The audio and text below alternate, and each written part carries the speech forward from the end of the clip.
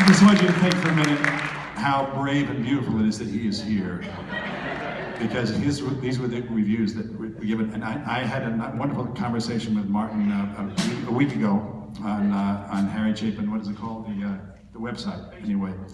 So when did you find out that you were about this song, that you were the guy? I was the guy. About 10 years ago, Tom, I started to get these phone calls. Pretty simple question: are you Martin Tubridy? And the answer to that question is yes, I am Martin Tubridy.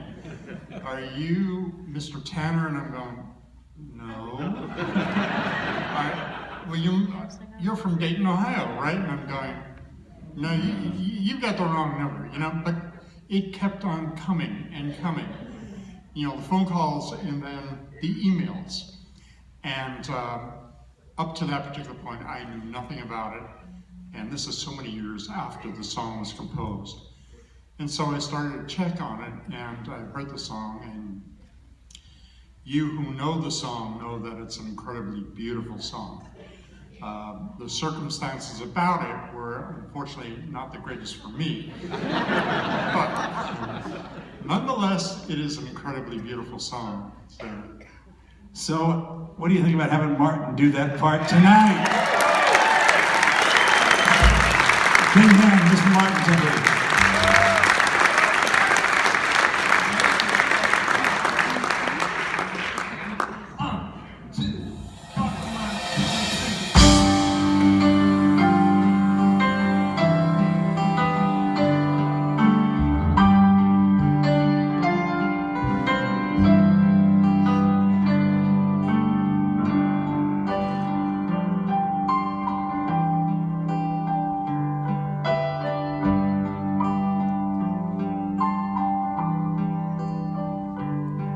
Mr. Tanner was a cleaner from a town in the Midwest. And of all the cleaning shops around, he made his the best. But he also was a baritone who sang while hanging clothes. He practiced scales while pressing tails and sang at local shows.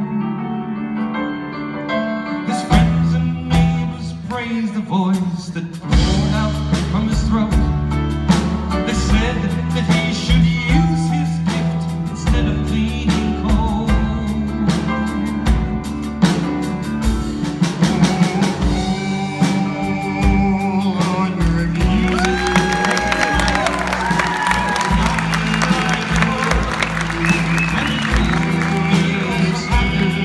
And it was so good that he sang from his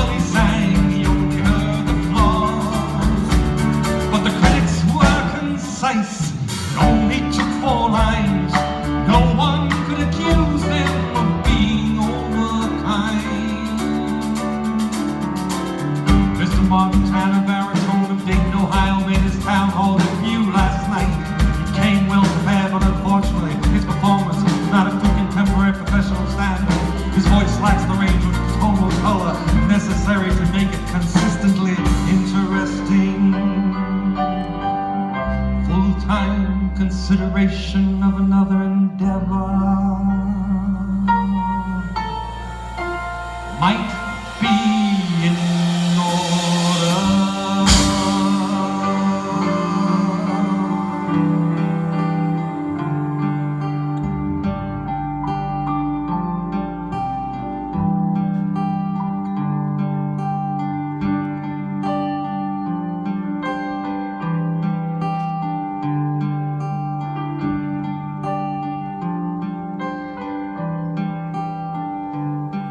Mr. Chapin, back in Dayton, was questioned by his friends, but he smiled and just said nothing. He never sang again.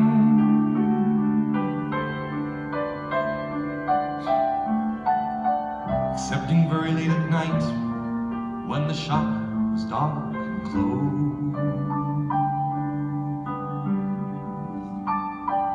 He sang softly to himself as he sorted through the clothes.